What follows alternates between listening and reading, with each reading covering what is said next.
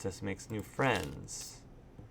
The big bears pause. The goblins trick the mad hunter. The pelicans help her friends. The goblins earn their voice. The big frog is punished. The goblins save the old beaver. The goblins irritate the ice king. The pelican forgives the goblins. The goblins meet the ice troll. The goblins trick the muskrat. The moose teaches the goblins. The mad hunter gets his hand back.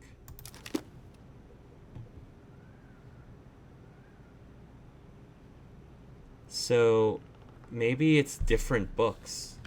To help pay their debt, drop the beehive, help, hug, feed, scratch, remove the thorn.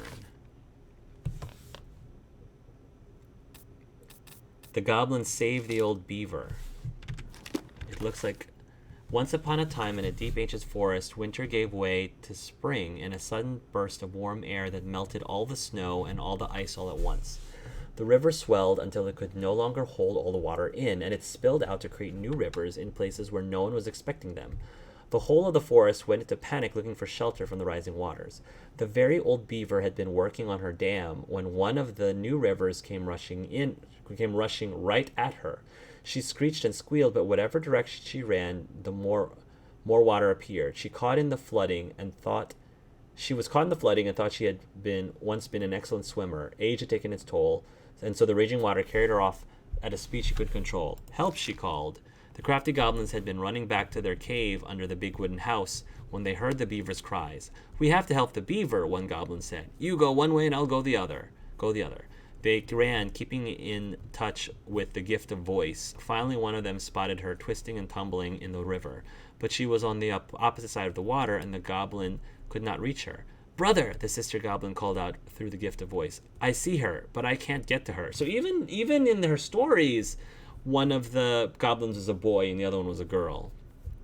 So why, really? So did she even know back then that Tyler was a boy? "I can see her, but I can't get to her. Maybe you can." "I'll try." The goblin guided her brother so that he would hit the river in just the right spot to reach the beaver. The plan worked, and soon the second goblin appeared in just the right spot. "Beaver," he shouted, holding out a branch. "Grab a hold of this." The beaver grabbed it, but in her panic she pulled the goblin in two. "No!" cried his sister. She ran as hard as her legs could go, managing to outpace the river and get ahead of the beaver and her brother. Searching for some means of getting them out, she spied a low-hanging branch. They'd zip by it quickly, but if they were fast enough. "Brother," she cried out through the gift, "you're coming up on a low-hanging branch. You'll zip by it quickly, but if you're fast enough." "Got it," said her brother. Then he said to the beaver, "Get ready to grab a hold of a low-hanging branch. We're going to zip by it quickly, but if we're fast enough." Suddenly we were right in front of it and reached out, snagging hold. Though the water beat against them, tried to shake them loose, they pulled themselves along the branch back to dry land. When they were all safe, the very old beaver thanked the goblins. "But how," she asked, "did you know where to find me? And how did you know that branch was coming?" The goblins shared a secret smile. "Just lucky, I guess," they said. And that is how the goblins saved the very old beaver from the flooding river, and how she never knew how they did it. So they helped the beaver. They helped fix the beaver dam. So what else? The frog earns the right to speak. No. The bear and the princess. The beavers fixed the house. The prince fired the goblins and the ice cave. It looks like they might have saved the bear in that one. The bear's big paws. Maybe. The goblins trick the Mad Hatter. The pelican helps her friends. The big frog is punished. The goblins can't earn their voice. The goblins save the old beaver. The goblins irritate the Ice King. The pelican forgives the goblins. The goblins meet the ice troll. The goblins trick the muskrat. That's not helping them. The moose teases the goblins. The manhunter gets his back. Maybe the goblins in the ice cave. Once upon a time in a deep ancient forest, the crafty goblins were playing near the glacier when they discovered a hole in the ice. They crept through the gradually widening passage and found themselves inside a spacious ice cave. Light spilled down the undulating blue-white walls in a way that made them look like electric waterfalls, and a column made up of hundreds of icicles stood in the center. This was a time before the goblins had settled beneath the old wooden house, and they had nowhere to live. Perhaps we could live here, they said excitedly. Moments later, the sound of stomping feet interrupted their play, and they realized that perhaps someone already lived there. They hid behind the boulder to wait and see who was coming. The old bear sauntered into the cave, shaking powdery snow from his coat. He let out a giant yawn and lay down in the corner on a pile of tree boughs, snoring within seconds. When they were sure he was deep asleep, the goblins conspired to claim the cave for themselves. They chipped away at the glacier until they filled a basket full of ice, then hid once more behind their boulder and started tossing chunks of it on the sleeping bear. Now, Old Bear was not the smartest creature in the forest, so when he woke up covered in ice, he roared, "My cave is collapsing!" Then he lumbered to his feet and ran outside before the whole thing could come down on top of him. The goblins crept out after him and did a loop before coming back to find him sitting outside. "What happened?" they asked. "My cave, it's collapsing," bemoaned the old bear, "and it's time for me to hibernate. Where will I stay for the winter?" It had not occurred to the goblins that the old bear had settled in for the winter, and they felt a little bad. But they did not want the old bear to know what they had done, so instead they offered to help him find a new den. Together they searched, they inspected cavernous stone and hollowed trees and deeply pocketed knolls. Nothing they found was as beautiful as the ice cave, but the old bear settled on a packed car. Carden Hollow? As the ice cave. Then hollow that would keep him warm and dry for his long sleep. "Good night," he yawned, and the goblins gleefully returned to their new home. In the spring, the old bear woke and went for a nice long walk to stretch his legs. His path took him straight up to his old cave, where he heard the curious sound of laughter. Making his way inside, he was surprised to find that the cave was intact and the goblins were playing a game. "What is this?" growled the old bear. The goblins stopped playing and looked ashamed. "We're sorry, old bear," said the goblins, "but we had nowhere to live, and it's just so beautiful. We didn't realize you were about to hibernate, and then we couldn't bear to tell you what we'd done." The old bear was angry at the trick, but the young goblins looked appropriately ashamed, and so he said, "Come with me." He led the crafty goblins to the hollow in which he had hibernated for the winter. "You two can have this spot," he said. And look, someone had built a big wooden house right on top of it. "No one lives there now," said the old bear, "but one day maybe someone will." The earth in the hollow was not as beautiful as the ice cave, but it kept the goblins warm and dry, and they were excited that someday they might have someone living overhead. Someone who baked cakes and tolerated their mischief. And that is the story of how the crafty goblins tried to steal the cave of the old bear and how they got their own instead. That doesn't really sound like how they helped the goblin. So, drop the beehive on the bear. I don't think that was a thing. Remove the thorn. Feed the muskrat. Scratch the moose. Hug the princess.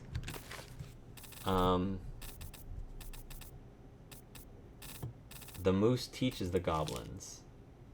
I don't think came to teach the goblins how to fish. The goblins trick the muskrat.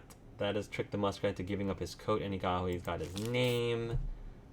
The goblins. The pelican forgives the goblins. How the pious pelican forgave the crafty goblins. How she taught them charity. Okay.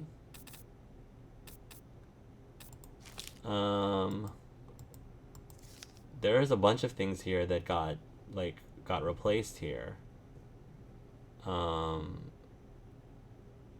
Oh, this must be the chapter. The pelican forgives the goblins.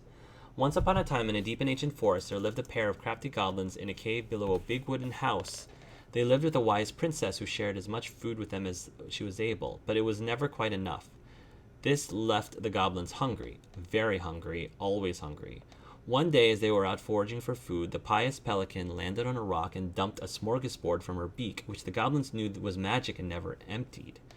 There were king crabs in red, blue, gold, and scarlet, veiny blue shrimp, pink-shelled scallops, oblong brown clams, purple spiny urchins, and even one prickly red sea cucumber. I'm getting hungry. The food just kept coming. They watched as the pelican ate one clam and then took a nap. "Do you think she would mind if we took just a little?" asked one goblin to the other.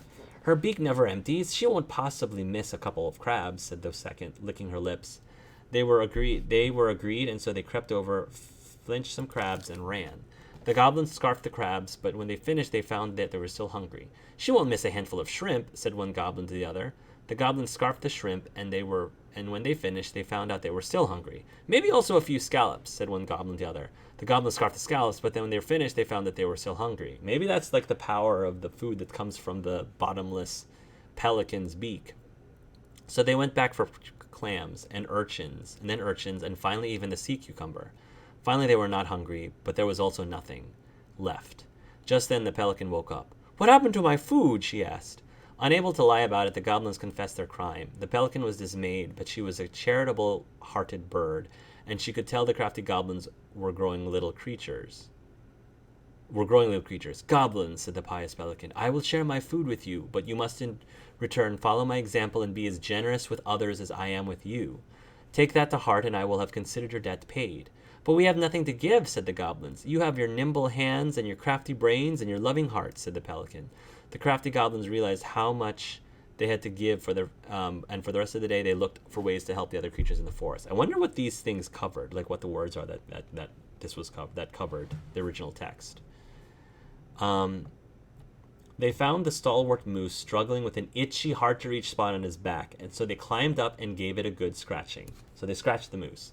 Next, they helped the old bear, who could not get honey out of the narrow beehive. They climbed up to the top of the tree with the hive and then dropped it, cracking it open. Finally, they found the princess, crying over a loss she would not speak about. So they wrapped their little arms around her in a great big hug and stayed until she felt better. When they were done, they returned to the pious pelican. "Did it feel good being generous as I am?" asked the pelican. "It did," said the goblins. "I'm glad," said the pelican. "We all have problems that we can't solve on our own, but if everyone goes about with generosity in their hearts, then there is always someone on hand to help. But we all must commit to do so, or there may be no one there to help you when you need it." This made sense to the goblins, and they thanked the pious pelican for her food and for the lesson. These are really awesome stories, actually. These are really, really cool short stories.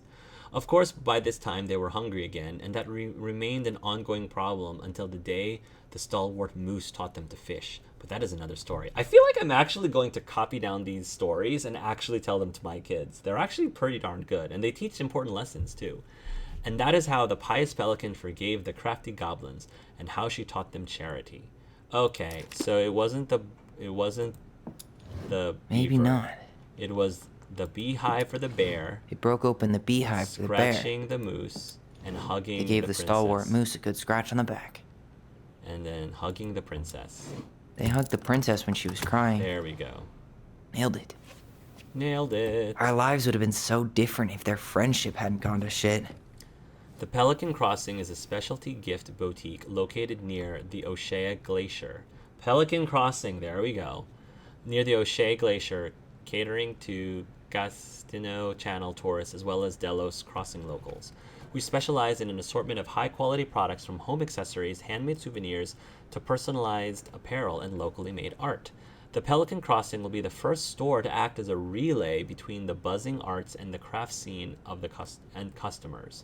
In addition to a wide variety of novelty handcrafted products, the consumer will enjoy friendly and knowledgeable customer service from Vecchi store co-owner Tessa Vecchi and up-and-coming artist Mary Ann Ronan. This business plan is prepared to obtain financing in the amount of $20,000 to purchase inventory and to help cover expenses in the first year of operations. In year 1, the Pelican Crossing plans to break even, and in year 2, we plan to generate a moderate profit. Working on the executive summary part of our business plan. What do you think, Tessa? Wow. All right, 2 more left. The old bear's gifts for the princess. I'm totally blanking on that story. What did he give her again? Oh, that's Why right. don't we open up the book and check? Right. This was like the bear story that I think I accidentally read with the beaver fixing the house. The bear and the princess. Yeah, once upon a time in an ancient and deep forest, there it is. There's the image right there. The old bear stood on the bank of the river, swiping at salmon on their way to the spawning grounds. Just as he got his paw on a particularly fat one, he heard a woman shouting for help. He considered simply eating his salmon, but then she screamed again, and he lumbered over to investigate. After a short walk, he found the princess clinging to the top of the trees while a wolf snarled and snapped at the base of the tree. Old Bear would normally not get in the middle of such a situation. After all, as a fellow predator, he understood the wolf's need to hunt. But when he saw the princess, he was struck by her beauty, and he knew he had to help. With a great roar, the bear heaved into his hind legs, rising to his full height. The wolf snapped and snarled in his direction, and the bear roared again. And the wolf took off into the trees, tail between his legs. The old bear fell back onto all fours and stared up at the princess. She regarded him fearfully. "You can come down," he said. "How do I know that you didn't save me just so you could eat me yourself?" asked the princess.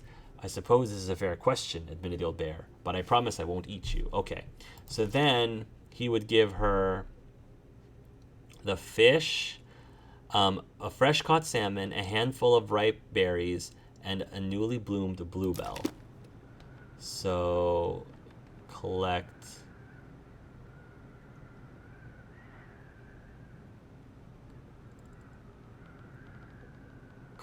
the bluebells. This is the bluebells, right?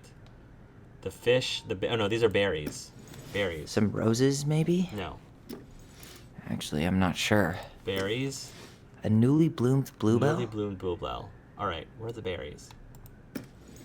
Hazelnuts. No. Maybe Berries. not. Berries. A handful of ripe berries? And fish. Fresh caught salmon? That was easy. Much Nice. easier than the other one. Man, he had it bad. Just couldn't let go. Ooh, I can't read this handwriting very well. Sorry for the note under the door like a prison inmate. You okay? I stopped by and rang a couple times this week, but you didn't answer. I could see the light in the hayloft, so I figured you were in but didn't want to talk. I hope I didn't ruin everything. I know I probably came on kind of strong, but the thing is, I don't know how to talk to a woman like you. You are strong and kind, and you know so much it's hard for me to know how to keep up. I guess all that went into my head, but I want you to know that I got the message and I'm gonna get out of your hair now, and there doesn't need to be any bad feelings. We can pass in the street and say hello, or not, it's okay. P.S. I noticed your car was leaking, so I put some sealant in there. You might need to take it to the shop, though. Let me know if you want me to come with you, because sometimes these guys try to rip you off. If not, no big deal. I feel bad for Sam. I do feel bad for Sam.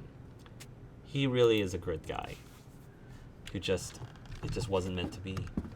The Crafty Goblin's Loot. Crafty Goblin's Loot. That's from The Princess and the Two Thieves. I drew the original. And I distinctly remember drawing that cake, which is arguably the best part of that illustration. All right, Picasso. And you probably remember what the goblins stole in that story, huh? I gotta admit, the cake does look really awesome.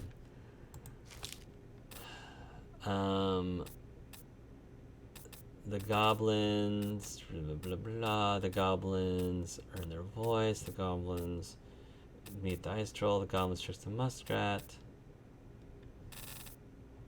the goblins in the ice cave, the princess makes new friends. Is this the part where they stole some stuff, I think?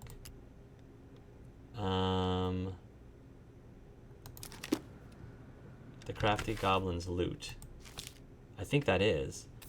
The moose teaches the goblins trick the muskrat, the goblins meet the ice troll, the goblins irritate the ice train, the goblins save the old bear, the big frog is punished, the goblins earn their voice, the goblins trick the mad hunter, the princess makes new friends. The Princess and the Two Thieves. There we go.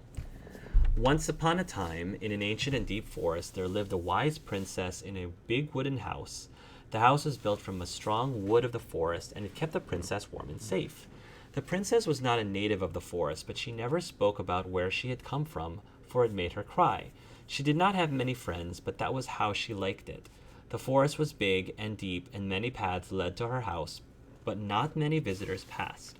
The princess was happy to be left alone in the big house in the deep forest. She knew that the forest would provide for her, but that its generosity had to be respected, and so she only took what she needed. Again, environmentalist. And for a long time, life was just fine for the princess in the big wooden house.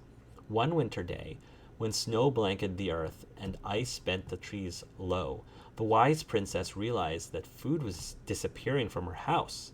It was not much at first, only a few fruits and nuts and eggs vanishing through the night. Fruits and nuts and eggs. Maybe it's the birds, she said. or the mice, and for a time the princess was okay with losing some food, for the winter was long and little creatures needed to eat too. But then small items started to disappear as well: spoons and plates, forks and knives, and blankets. It was as if every time she was in one part of the house, something disappeared in another room. "That can't be birds or mice," said the princess. "I think I have a thief."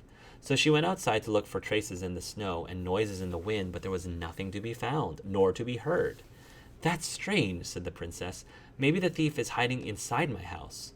For many days she hunted, looking behind the curtains and under the bed, in the attic and the chimney, behind the poles and under the carpets, but she found nothing. And as she searched, food kept on disappearing night after night. "I will make a cake," frowned the princess. "A big cake with every egg and fruit and nut I still have, so that I only have one thing to keep my eye on." She spent the whole day making the cake and using everything she had left. The cake she made was so big she could hardly carry it. "If I manage to protect the cake, I will be able to survive the long winter," she said. So she added a lock to the oven, and she kept the big cake safe inside. But the next morning the lock had been opened and the cake had disappeared. At first the princess cried because that cake was the last of her food until the snow melted. But then she noticed 2 trails of tiny feet in the spilled flour, and she followed the tracks to the hidden hatch in the floorboards. This is how the princess realized that 2 tiny thieves were living under the wooden house right below her feet. So, spoons, What if they took some spoons? eggs, I'm pretty sure they stole some eggs. not candy, but they got fruit. Maybe they took some of the princess's fruit? Oh, That's there we it. go. I always wondered where that drawing went. She said it was her favorite, and then one day it just disappeared. Yeah. You are the best mom in the world, the prettiest princess. So I guess that's it. That's all. I was thinking we got a figurine out of that. Apparently not. I think that's it. I do want to read one more story. I do want to read how the princess actually met and made friends with the goblin. So I'm going to read one more. Once upon a time, in an ancient and deep forest, there lived a wise princess in a big wooden house. She had been living alone just fine for a very long time, until the day she noticed food and small items were disappearing from her house. The thefts went on and on, until the day her last cake, which had been made with the last of her eggs, the last of her fruit, the last of her nuts, and the last of her flour, well, that last cake was stolen too. And all she found at the scene of the crime were 2 trails of tiny feet in the spilled flour, leading to a hidden hatch in the floorboards. The princess did not try to open the hatch, nor did she try to break it. She was too tired and too hungry. All she could do was cry in silence, alone in the big wooden house hidden in the ancient and deep forest. She cried for a long time until evening arrived, and then she cried some more. Suddenly a tiny voice came from under the house. "What is that noise you make?" it asked. "We do not like it, not one bit. I'm crying because you 2 are mean to me, whoever you are. You stole all the food I had, and I will starve before the end of this long and cold winter." The hatch opened just a peep, revealing 2 frowning faces, peering out from the darkness of their hideout. "But we are hungry too," said the second creature. "We have been hiding in this cave for a long time, and now the winter is upon us and we need food." "Maybe it's the birds," she said, "or the mice," and for the time the princess was okay. Wait. The food. The princess dried her eyes. I don't know how I keep going backwards. The princess dried her eyes and smiled at the 2 goblins. "If we were friends, we could share the cake you stole from me." The 2 thieves spat and smirked. "A friend? What is that?" The princess frowned, for she realized that the 2 tiny thieves were as lonely as she was. "A friend is someone you love and care for, someone you would never hurt." "We never hurt each other, and we care for each other," said the goblins at the same time. "Does that mean we are friends?" "Yes, that's exactly it. And if we were friends, you would not hurt us?" "Of course not. Friends trust each other." The goblins shook their little heads. "We trust no one, for no one trusts us." The words made the princess cry again, for now she understood that the 2 creatures were not only as lonely as she was here in the big wooden house, but they had been lonely since they were born. "You are making that noise again," frowned the goblins. "Please stop that, for it makes us feel unhappy. Are you a witch? Is this some sort of magic?" "It makes you unhappy because we are friends," said the princess. "But we don't know you, and you're not like us. Sometimes friendship comes right away, even between people who are very different." "Does it mean we can't steal from you anymore?" Yes, but that's what we do. Yes, but that's what we do. We are the crafty goblins who live under your house. Well, then maybe we could arrange something. Is that what friends do? Yes, I believe they do. And this is how the princess met the crafty goblins and how they became friends. Nice. Okay. That was a lot. This chapter is really involved. Is right, Tyler. I love how Alice is like tapping her foot. Come on now, we've been stuck in this loft for long enough. It's just so pretty. It's so pretty. I love this. I'm glad they found it. How horrible it would have been if they sold this place and never realized this was up here. That would have been terrible. The new owners would have found this and been like, what the heck? What the heck? I think we're good. All right. You really want to go? You sure we've seen everything? Yeah, let's go. Either way, I'm ready for this to be over. Me too. Me too. All right. Let's go and back once and for all and find the truth. Figure out who is our daddy. What are we waiting for? I want to know who was here that night. Now Allison's determined. Let's try and remember who Marianne was arguing with.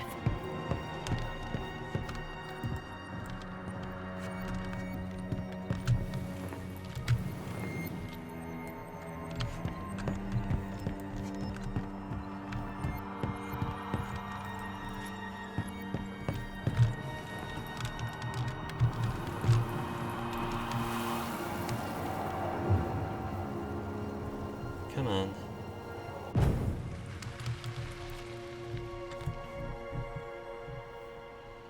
Is this it? Come on, Alexander. Almost. Come on, Alexander. Beard. Glasses.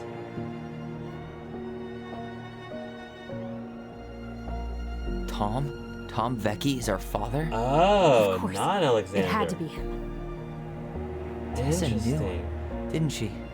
Yeah, she must have. Interesting. That's I what she thought it didn't was- want to tell us. I thought it was Alexander. God, Marianne and Tom? I know. What should we do now? Yeah, call him out here and make him tell us what was going on. And if he Tom won't? was her We know dad. his secret. I was wrong. He will. I was wrong. Tom? It's Allison. Oh well. We need to talk. We know it was you. Tom was the one who tried to burn the evidence. And Tessa knew that Marianne, oh my, Marianne had, Tom had an affair with Marianne.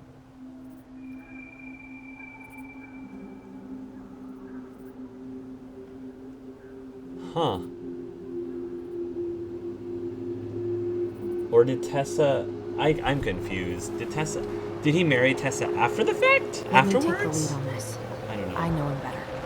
I thought I did, anyway. Sure. Whatever. As long as we get answers. Okay, here he goes. So Tom is the hunter?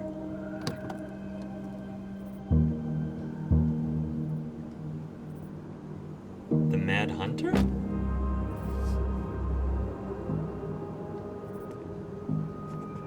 This is creepy.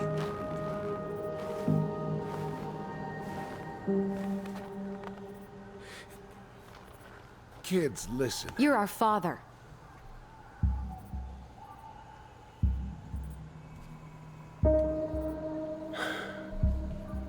Yes.